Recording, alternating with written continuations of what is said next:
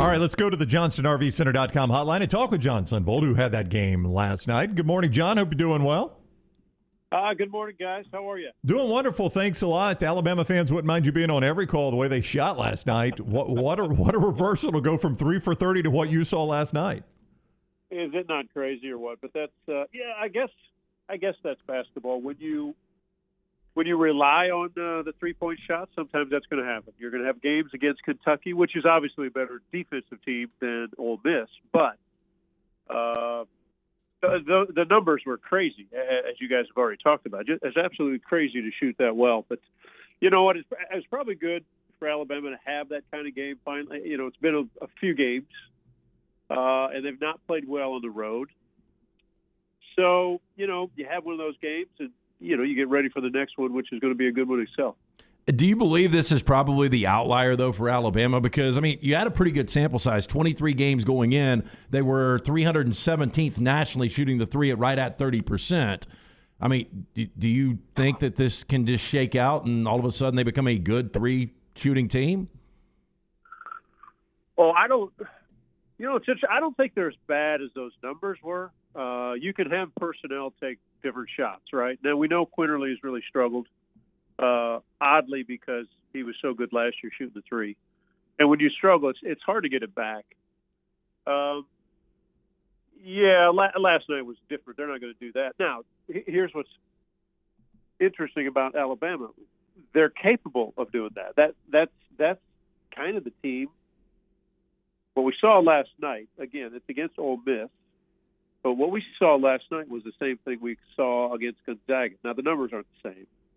But it was the speed of how they did things, right? It was the speed and efficiency of Quinterly and Shackelford being the two main guys that kind of push everything. And I talked to Nate Oates yesterday, and I wouldn't say he was frustrated. I think he's frustrated in the fact anytime you have a team like they have that is proven to be really, really good, and then also proven to not be good, is when do your leaders step up and really take charge? So you've got Shackelford and Quinterly, and I thought both guys last night did what they could do early so that guys that are more comfortable coming in, Davidson and others, could, you know, kind of pull along instead of having to be the guys to do it. So an outlier, the numbers are too high, but that doesn't mean there's an in-between between shooting 3 for 30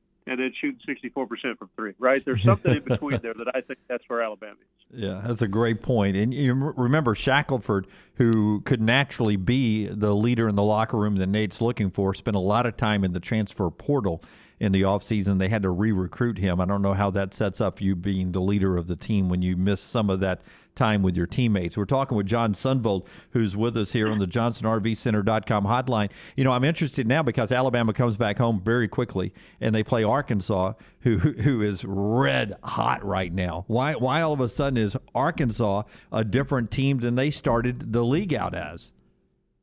So let's go back. I've had Arkansas about 6 times this year. I had them early in the season. Well, I had them pre-conference. I had a couple games. So they win their first 9, then they lose 5 and 6. And you always wonder when that happens, when you've got all the transfer portal.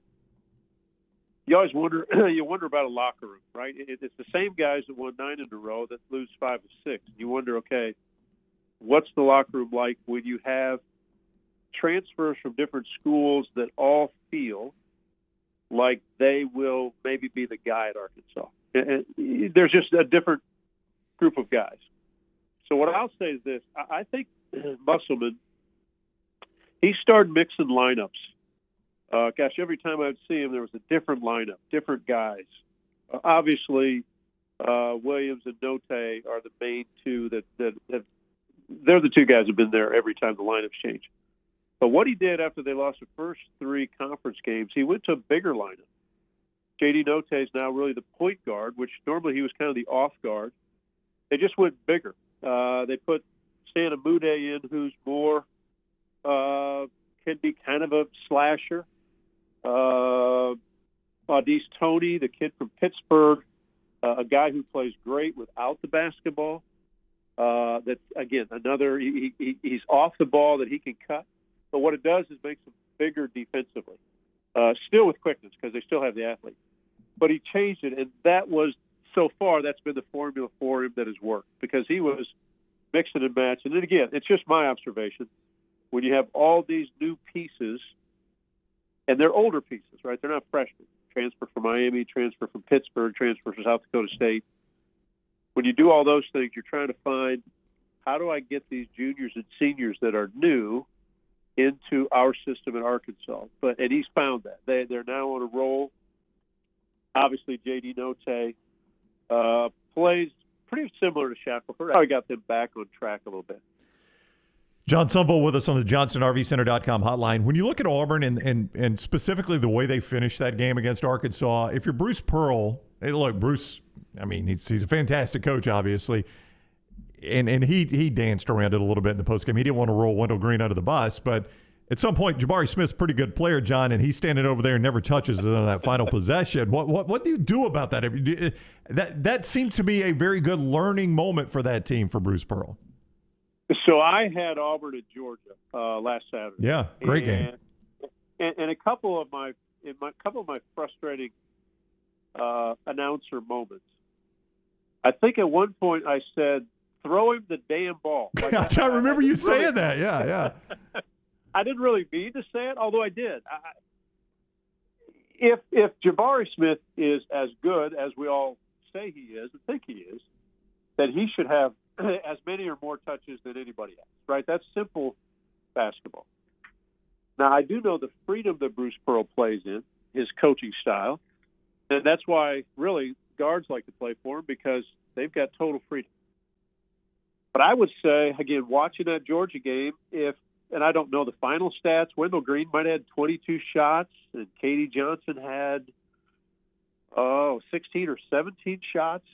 And Jabari Smith had 7. At one point, he was 1 of 4 in the first half.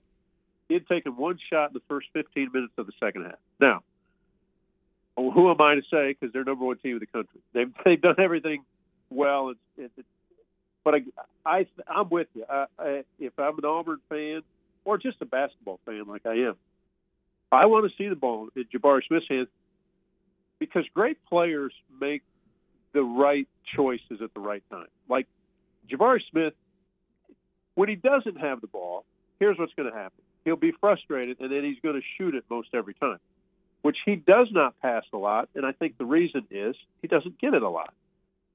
So if I've got a great player, if the ball's in his hands, I would love him to make the decision, because he probably doesn't take many bad shots, that he'll make the right decision on the right play, whether he can elevate over a defender, which he can most guys because he's 6'10", or find who else is open. But, again, Wendell Green has proven that he can score and do some things at a high level in pressure situations. And, I think every fan wants to redo their team, but here's Auburn at the top of the heap in the NCAA, and it could be a Final Four team.